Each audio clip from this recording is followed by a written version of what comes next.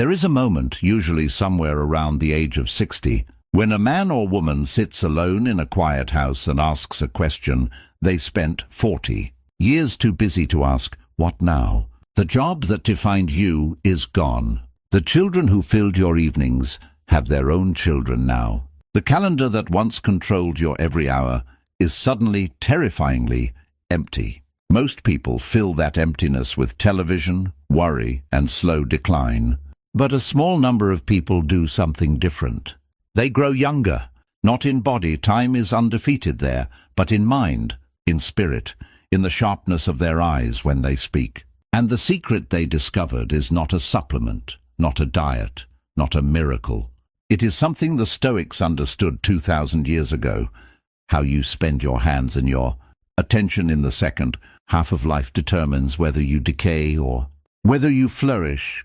Today, we uncover the 7 retirement hobbies that the ancient Stoics, Marcus Aurelius, Seneca, and Epictetus would have approved of. Habits that do not just pass the time, but actively rebuild the mind, the body, and the soul after 60. Stay until the end, because the 7th hobby is the one almost nobody talks about, and it might be the most important one of all. Welcome back to Wisdom of the Stoics, the home for timeless philosophy applied to modern life. If you are new here, this channel exists for one purpose: to take the hard-won wisdom of men like Marcus Aurelius, Seneca, and Epictetus, and translate it into something you can actually use in your relationships, your work, your solitude, and yes, in the years after retirement, when life asks you the most honest questions of all. If that sounds like something you need, consider subscribing, because we release new Stoic wisdom every single week designed to help you build an unshakable mind. Let's be honest about something most retirement articles won't tell you. Retirement is sold to us as a reward. 40, 50 years of labor, and finally rest. A permanent vacation. Golf in the morning, grandchildren in the afternoon, silence in the evening. And for the first few months it does feel like a reward. But ask anyone who has actually lived through it, and they'll tell you something different happens around month 4 or 5. The golf gets boring. The grandchildren go home. The silence, which once sounded like peace, starts to sound like something else entirely. It starts to sound like absence. The Roman Stoics had a phrase for the danger hiding inside idle time. Otium sine literis mors est. Leisure without purpose is a kind of death. Seneca wrote those words to a friend nearly 2,000 years ago, warning him that rest without direction doesn't restore a person. It slowly erodes them. The mind, like an unused muscle, does not simply pause when you stop challenging it. It atrophies. This is why the statistics around retirement are so sobering. Multiple studies over the last 20 years have found a measurable increase in cognitive decline, depression, and even mortality. Risk in the years immediately following retirement, especially for people who retire from something without retiring to something. The body may have decades of life left in it, but without a reason to rise each morning, something in the mind quietly gives up. The Stoics would not have been surprised by this. They believed that human beings are not built for idleness. We are built for function. Marcus Aurelius, the philosopher-emperor of Rome, wrote in his private journal, the book we now call Meditations, that a human being who is not doing the work proper to a human being is like an eye that has closed itself off from seeing, or a hand that has been cut from the body it belongs to. Purpose isn't a luxury for the Stoics. It's oxygen. So the question this video answers is not, how do I fill my time after 60? The question is much bigger and much more interesting. How do I choose activities that don't just fill time, but actively cultivate wisdom, virtue, and vitality in the years that matter most? Because here's the truth almost nobody says out loud: the 7, 8, 9 hours a day you now have that you didn't have before, that is not empty space to be feared. That is the largest gift of freedom you have been given since childhood. The Stoics would tell you that how you fill it is not a small decision. It is in many ways the final test of the character you spent a lifetime building. So let's walk through the 7 hobbies. rooted in ancient Stoic wisdom, backed by what we now understand about aging, the brain, and the human need for purpose that don't just keep you busy after 60, they keep you young. And I want you to do something as we go through this list. In the comments below, tell me which one of these 7 you already do, and which one surprises you. I read every comment, and some of the most powerful stories on this channel come from people exactly like you, sharing exactly how they rebuilt their life after loss, after retirement, after the world told them their most useful years were behind them. They were wrong. Let's begin. Hobby number 1. The discipline of walking with attention. The first hobby is the simplest, and for that reason the most underestimated. Walking, not walking as exercise, though the physical benefit is real and well documented.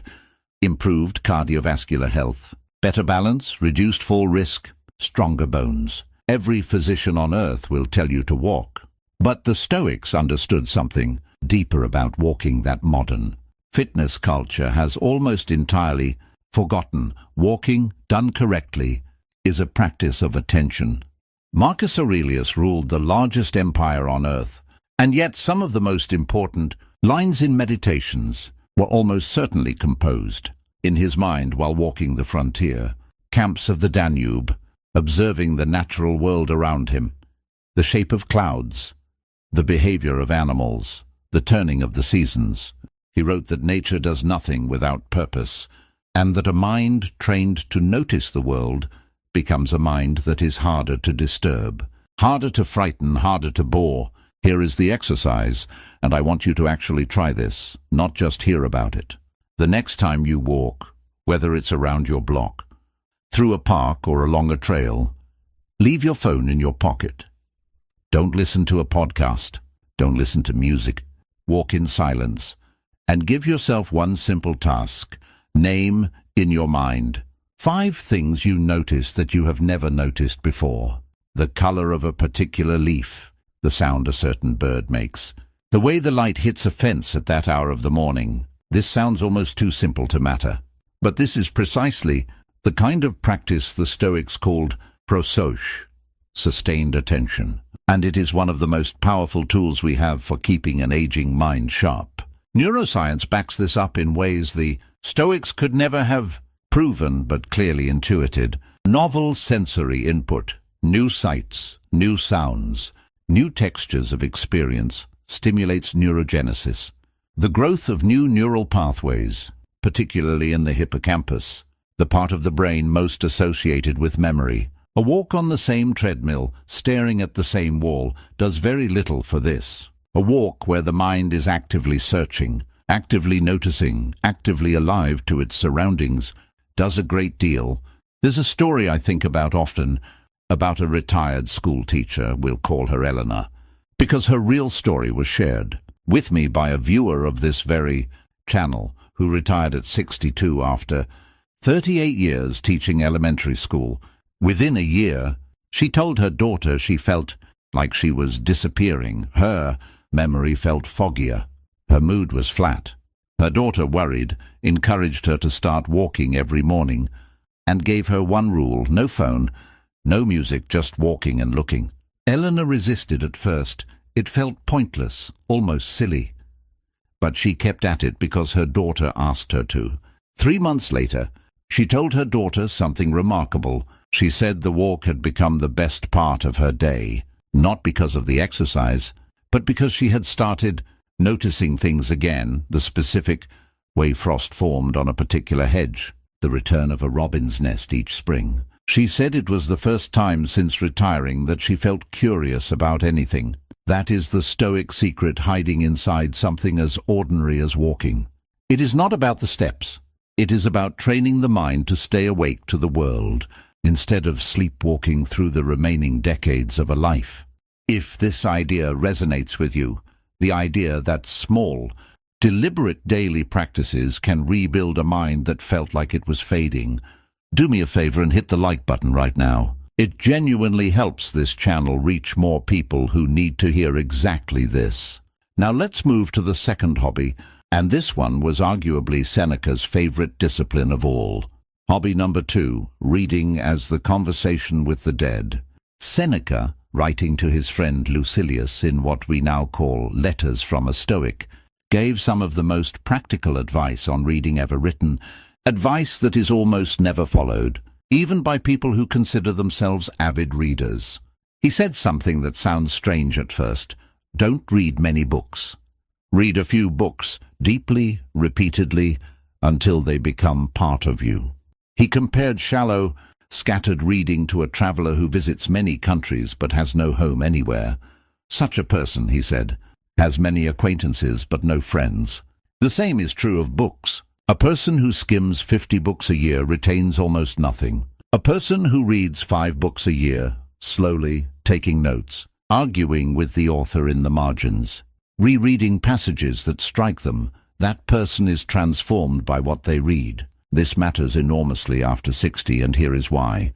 One of the most well-established findings in cognitive aging research is that reading, genuine, focused, sustained reading, not scrolling, is one of the strongest predictors of preserved cognitive function into old age. The Rush Memory and Aging Project, a long-running study following thousands of older adults, found that people who engaged in frequent, mentally stimulating activities like reading had a significantly slower rate of cognitive decline than those who did not. Independent of physical health, reading forces the brain to hold complex ideas, follow long arcs of reasoning, and build vocabulary and memory simultaneously. A full-body workout for a muscle most. People stop training the moment they leave school. But the Stoic angle on reading goes beyond brain health. Seneca called reading philosophy a conversation with the dead, and he meant this as something profoundly comforting, not morbid. When you read Marcus Aurelius, you are, in a very real sense, sitting across from a man who ruled Rome nearly 2,000 years ago, and he is telling you, in complete honesty, about his fears, his failures, his private attempts to be a better man. Nobody in his own lifetime read those words. He wrote them only for himself, and yet here you are, receiving his most private thoughts as a gift across 2 millennia.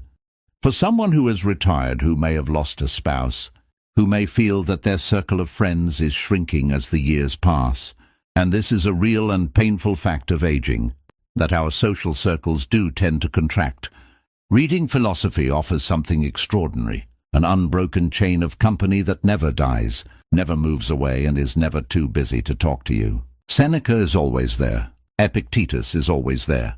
Marcus Aurelius is always there.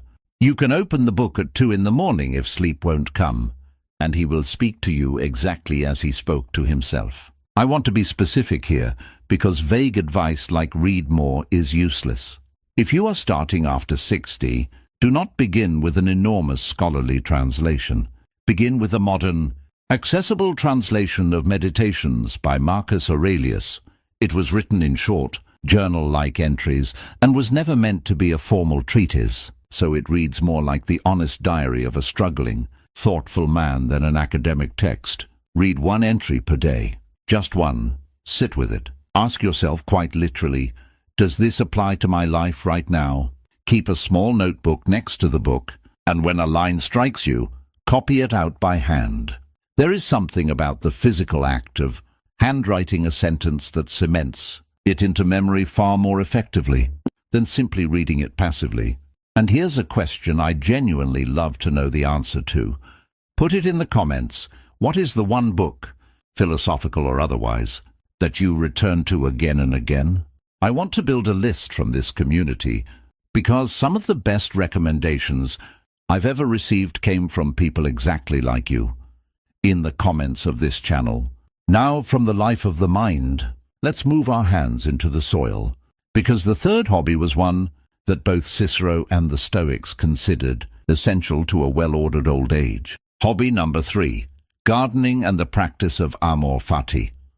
There is a reason nearly every culture on earth associates old age with gardens. Something about tending a small patch of earth seems to match. Something deep in the aging human spirit. The Stoics had a concept called amor fati, the love of fate. It does not mean passive resignation to whatever happens. It means an active, deliberate embrace of reality exactly as it is, including its limitations, its seasons, its endings, and there is no better teacher of amor fati on earth than a garden.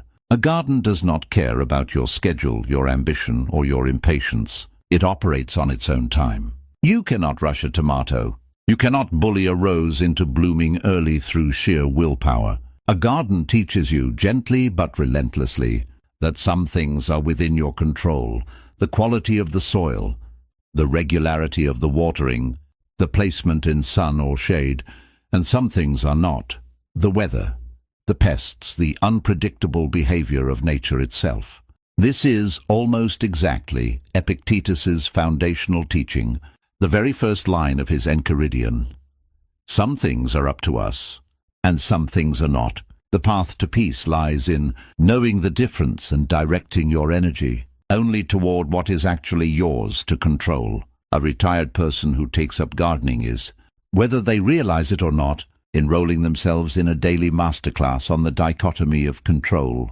You do the work that is yours to do: plant, water, weed, protect, and then you release your grip on the outcome. Some seasons the harvest is abundant. Some seasons a late frost destroys everything you planted. The Stoic gardener does not rage against the frost. The Stoic gardener says, as Marcus Aurelius might have said, "This too is the nature of things," and plants again next season. There is also, and this should not be understated, a profound physical benefit. Gardening is a low-impact, full-body activity: the bending, the digging, the carrying of water that maintains flexibility, grip strength, and cardiovascular health in ways that are gentle, enough for aging joints, but demanding enough to matter. Studies on horticultural therapy have shown measurable reductions in cortisol, the body's primary stress hormone, after even short sessions of gardening, and exposure to soil itself has been linked in some research to increased serotonin activity. There is a bacterium commonly found in healthy soil, Mycobacterium vaccae, that some studies suggest may have mood-elevating properties when encountered through skin contact or inhalation while gardening. But beyond the biology, there is the simple, undeniable emotional truth that a garden gives an aging person something rare: a reason to go outside every single day, rain or shine, because something out there depends on them. Purpose in its most literal physical form. A living thing that needs you. I think of a man, a retired accountant, in his own words, a man who measured his entire adult life in tax deadlines, who took up gardening reluctantly, at his wife's insistence in the first year of his retirement. He told me in a comment on a previous video that he expected to hate it. Instead, he said something that stuck with me. For 40 years, my job was to make numbers balance. Now my job is to watch something grow that I can't control at all, and somehow that's more peaceful than anything I did in my career. That, right there, is amor fati in its purest, most practical form. If you're the kind of person who's already sitting there, thinking of your own garden, your own small plot of soil, that's taught you more about patience than any book ever could, tell me about it in the comments. I promise you, someone reading this will be inspired to start their first garden this very season because of what you share. Now let's talk about a hobby that Epictetus himself would have insisted on, because it is, quite literally, the practice he built his entire philosophy around: writing. Hobby number 4, the Stoic journal and the examination of the self. Here is a fact that surprises most people the first time they hear it. Meditations, the most famous work of Stoic philosophy in existence, was never meant to be published. It was Marcus Aurelius's personal journal. He was not writing to inspire future generations. He was writing to himself as a discipline, likely every single evening, to hold himself accountable to the philosophy he claimed to believe in. This practice, reviewing your day, your reactions, your failures and successes in maintaining virtue, was not unique to Marcus Aurelius. Seneca describes it explicitly in his essay on anger, crediting the practice to an earlier philosopher named Sextius. Every night before sleep, Sextius would ask himself, "What bad habit have I cured today? What fault have I resisted? In what way am I better?" Seneca adopted the exact same ritual himself, saying that he could not sleep until he had conducted this private tribunal on his own day. This is journaling, but it is journaling with a very specific and powerful structure. Not a diary of events, but an examination of character. And for a retired person, this practice solves a problem that almost nobody talks about honestly: the loss of external accountability. When you worked, you had performance reviews. You had a boss, a schedule, deadlines, colleagues who noticed if you slipped. Retirement removes almost all external structure, and for many people this creates a quiet, creeping laziness, not out of weakness, but simply because the scaffolding that used to hold discipline in place is gone. Stoic journaling rebuilds that scaffolding, except now you are your own boss, your own reviewer, your own source of accountability. Here is a simple structure you can start tonight, and I genuinely encourage you to try this rather than just filing it away as an interesting idea. Get a plain notebook, nothing fancy. The Stoics were suspicious of excessive luxury even in their tools of virtue. Each night, write 3 short answers. First, what did I do well today? Not accomplishments in the world's terms, but moments where I responded with patience, courage, or self-control when it would have been easier not to. Second, where did I fail? Where did I let anger, laziness, or self-pity win? Write this honestly, but without self-punishment. The Stoics were strict with themselves, but never cruel. Marcus Aurelius reminds himself constantly that anger at his own failures is itself a failure of Stoic principle. Third, what will I do differently tomorrow? One specific, concrete intention, not a vague resolution. This takes perhaps 10 minutes, but over months and years, it does something remarkable. It turns the vast, undifferentiated openness of retirement, all those empty hours, into a structured practice of self-improvement. You are no longer simply waiting out your remaining years. You are actively, deliberately, becoming a better version of yourself, one evening at a time, and you have a written record to prove it. There's an additional benefit here that's rarely discussed. The act of handwriting itself, done regularly, is a fine motor skill that keeps the connections between brain and hand active, a small but real defense against the kind of cognitive and motor decline that comes from disuse. But the deeper gift is psychological. A person who journals in this Stoic mode after 60 tends to report something researchers call generativity, the sense that one's life is still contributing, still growing, still oriented towards something beyond mere survival. Erik Erikson, the psychologist who studied stages of adult development, identified generativity versus stagnation as the central psychological struggle of later adulthood. The Stoic journal is, in effect, a nightly weapon against stagnation. I'll ask you directly, have you ever kept a journal, even briefly? If you have, or if tonight is the night you start, I would love to hear about it in the comments below. And if this video is giving you real, usable tools rather than just vague inspiration, this is exactly the moment to subscribe, because we build entire practical frameworks like this one every week on this channel.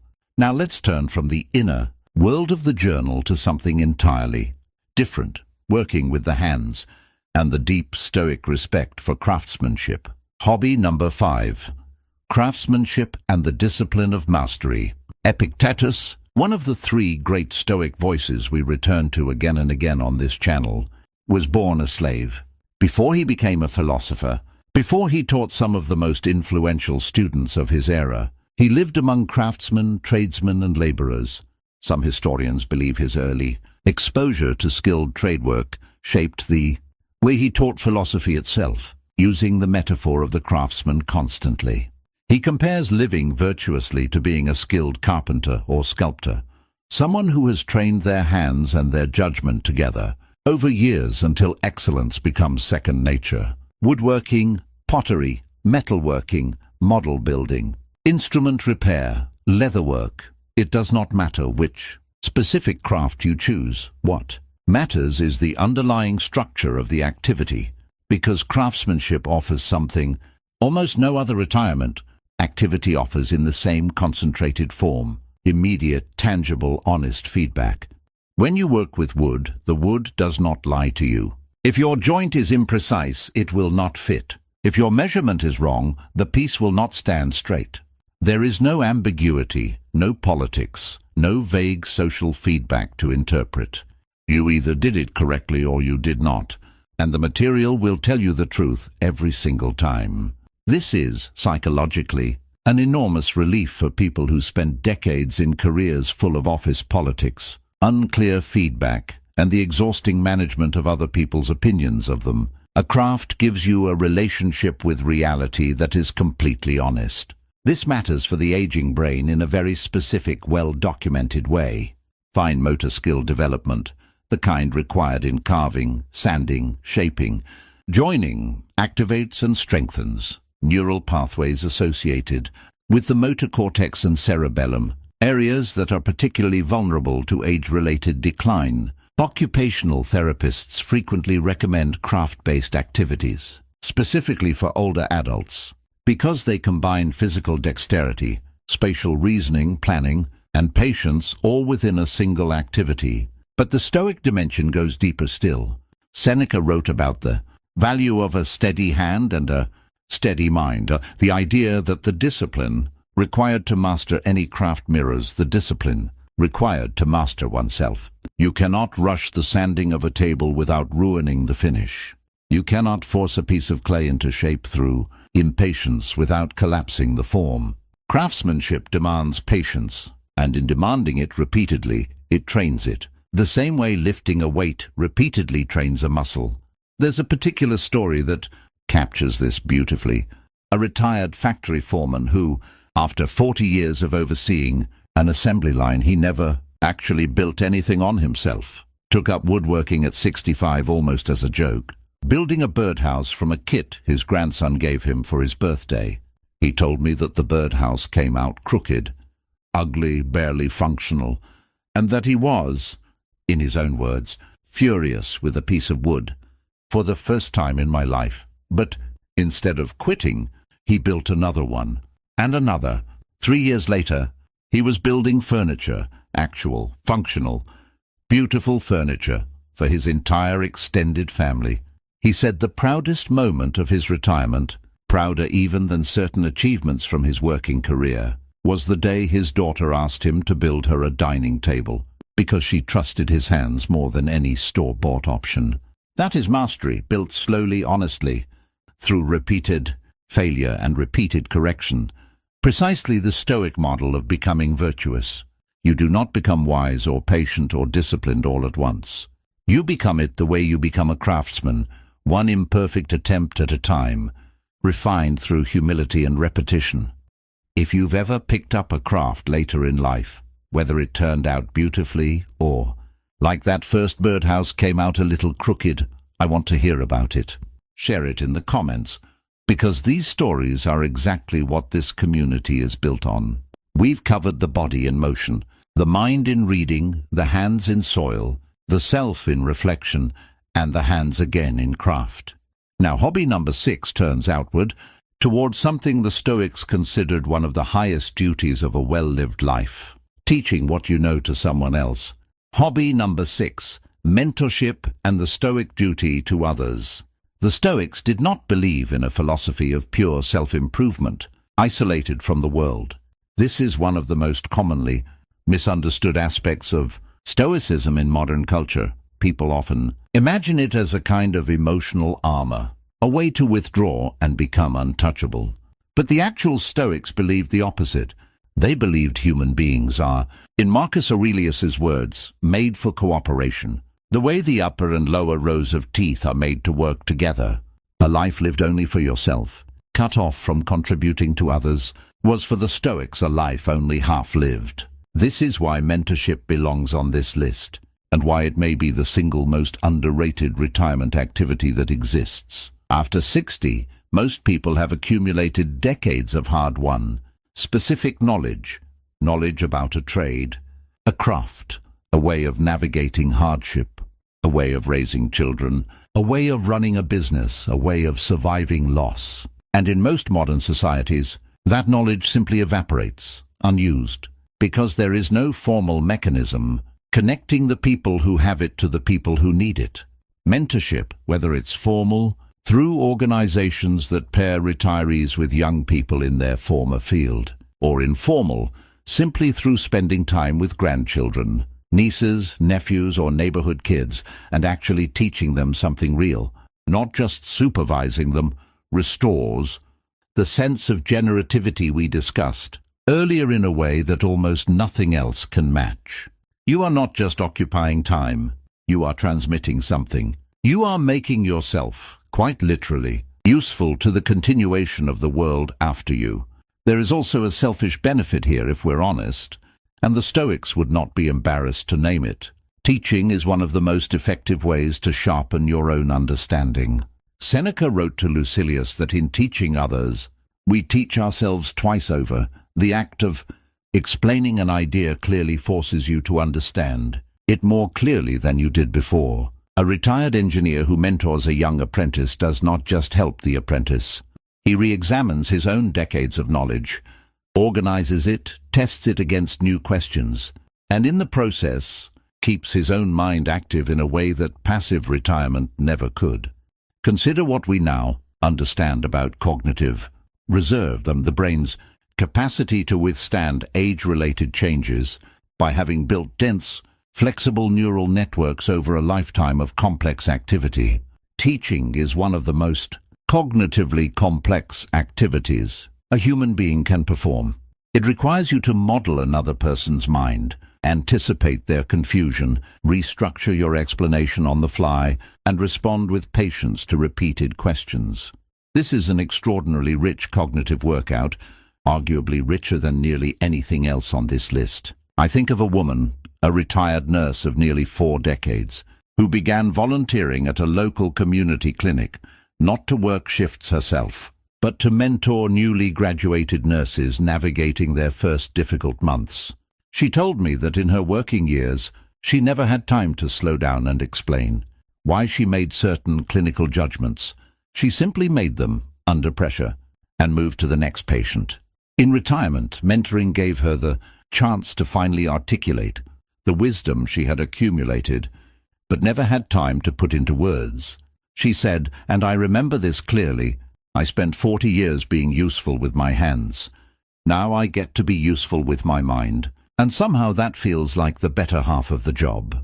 This is Marcus Aurelius's cooperative view of human nature made real.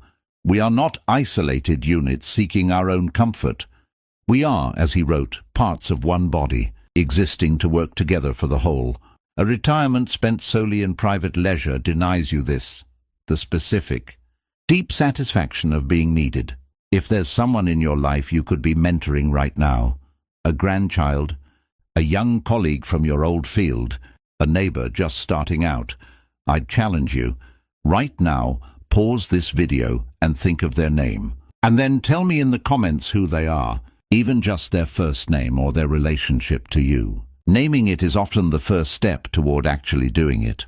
Now we arrive at the 7th hobby, the one I promised you at the very beginning of this video, and I want to be honest with you. This one is less commonly discussed than the other 6, but I believe after everything the Stoics taught about mortality, it may be the most important of all. Hobby number 7, facing mortality through physical discipline. The Stoics had a practice called memento mori, remember that you will die. This sounds to modern ears morbid, even depressing, but the Stoics used it as precisely the opposite, a tool for urgency, for gratitude, for living each day as though it actually mattered, because it does, and because there are, in fact, a finite number of them left. Marcus Aurelius wrote to himself constantly about the shortness of life, reminding himself that he could leave this life at any moment, and that this fact should shape how he acted, not with despair, but with clarity and purpose. He famously wrote that you could depart from life right now, and let that determine what you do, say, and think. After 60, mortality is no longer an abstract philosophical concept. It is a present physical reality. Friends begin to pass away. Health becomes a daily conversation rather than an assumption, and the body itself sends unmistakable signals that time is, in fact, finite. Most people respond to this awareness with avoidance. They simply try not to think about it, filling their days with distraction to keep the fear at bay. The seventh hobby I want to recommend is a physical discipline, and I want to be specific rather than vague, because vague advice like stay active is not useful. I am recommending a structured, regular physical practice that directly confronts the body's limitations rather than ignoring them, something like swimming, tai chi, or a supervised strength training program appropriate to your specific health situation, done consistently several times a week for the rest of your life. Here is why this specific category of hobby belongs at the top of this list, and why it is different from simply exercising. Swimming and tai chi, in particular, are activities that force you into direct, honest contact with your body's current capabilities, not the capabilities you had at 30, not the capabilities you wish you had, but the actual, present capabilities of the body you have today. Water does not care what you used to be able to do. Tai Chi's slow, deliberate balance work does not care either. Both disciplines demand that you meet your body exactly where it is, with humility, and work from there. This is memento mori made physical. Each session is a quiet acknowledgement. My body is aging. My time is limited, and rather than deny this fact or hide from it, I choose to engage with it directly, with discipline, with respect. The research on this is remarkably consistent. Regular aerobic and balance-based exercise in adults over 60 is associated with measurably slower rates of both physical and cognitive decline, reduced fall risk, better cardiovascular outcomes, and this part matters enormously, significantly lower rates of depression and anxiety. The physical act of disciplined movement appears to directly combat the psychological distress that often accompanies the awareness of aging, but the Stoic reason to choose this hobby goes beyond the measurable health data. Seneca wrote that it is not that we have a short life, but that we waste much of it, that life is long enough if you know how to use it. A structured physical practice, done with the awareness that each session is a gift you are choosing to use well rather than waste, transforms exercise from a chore into something closer to a spiritual discipline.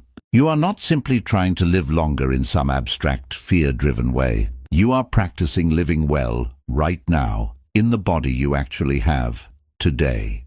I think about an 81-year-old man I read about who began swimming at 63, shortly after a heart scare that, in his words, made death feel like something in the room with me, not just a word in a book. He did not swim to reverse aging. He understood clearly that reversing time is not possible. He swam because it was the 1 hour of his day when he felt entirely present, entirely alive, entirely engaged with the reality of his own body rather than avoiding it. Nearly 20 years later, he still swims most mornings. He said something in an interview that I think about often. I'm not swimming away from death. I'm swimming toward being alive while I still am. That is the Stoic use of memento mori, not fear, but urgency, not despair, but clarity. The seventh hobby is not really about swimming, or tai chi, or strength training specifically. It is about choosing a physical discipline that keeps you in honest contact with your own mortality, and using that contact not to freeze in fear, but to move every single day with purpose. If you notice, every single hobby on this list shares something in common, and I want to make it explicit before we close, because this is the actual heart of the video. None of these 7 hobbies are about escaping old age. None of them promise to make you young again in the way the world usually means it. Unwrinkled, unslowed, unchanged. The Stoics never promised that, and neither will I. What they promised, and what these 7 hobbies actually deliver, is something better and more honest. A way of inhabiting the years you have left. however many they are, with attention, discipline, purpose, and connection, instead of avoidance, drift, and fear. Walking teaches attention. Reading teaches companionship across time. Gardening teaches acceptance of what you cannot control. Journaling teaches honest self-examination. Craftsmanship teaches patient mastery. Mentorship teaches purposeful contribution. And physical discipline teaches honest confrontation with mortality itself. Together they form something the Stoics would have recognized instantly. A complete philosophy of aging, built not around denial, but around virtue, the same four virtues Marcus Aurelius returned to again and again in his private journal: wisdom, justice, courage, and self-discipline. Each hobby on this list is, in its own way, a daily practice of one or more of those virtues. This is why the people who age well, not just healthily, but with visible vitality, curiosity, and peace, are almost never the people who simply rested the hardest. They are the people who found new forms of the same discipline that carried them through their working years, redirected now toward growth instead of obligation. So here is the question I want to leave you with, and I mean this sincerely, not as a rhetorical flourish. Which one of these 7 will you actually start this week? Not someday, not when the weather's better, this week. Maybe it's the walk without your phone tomorrow morning. 5 things noticed that you've never noticed before. Maybe it's 1 page of meditations tonight before bed, with a notebook beside you for the lines that strike you. Maybe it's finally starting the journal, 3 short questions, 10 minutes before you sleep. Whatever it is, choose one and start small, because the Stoics never asked for perfection. They asked for consistent, honest effort, applied daily, for the rest of your life. If this video gave you something real, a framework, a story, a reason to start one of these 7 practices today, I'd ask you for 3 things, and I promise I won't ask again for a while. First, hit that like button, because it tells YouTube to show this video to someone else who might need to hear it exactly today. Maybe someone who just retired last month and is sitting in a quiet house asking themselves, what now? Second, leave a comment telling me which hobby you're starting, or which one you already practice. This community has become one of the most thoughtful, honest spaces on this platform, and your story might be exactly what someone else needs to read. And third, if you haven't already, subscribe to Wisdom of the Stoics, because every week we bring you another piece of this same ancient, practical wisdom built specifically to help you live not just longer, but better. Marcus Aurelius wrote near the end of his life that it is not death that a person should fear, but never truly beginning to live. After 60, you have not run out of chances to begin. You have in many ways been given the first truly open chapter of your life. No job dictating your hours, no children needing constant supervision. Simply you, your remaining years, and the choice of what to do with them. Choose wisely. Choose with discipline. And I will see you in the next video.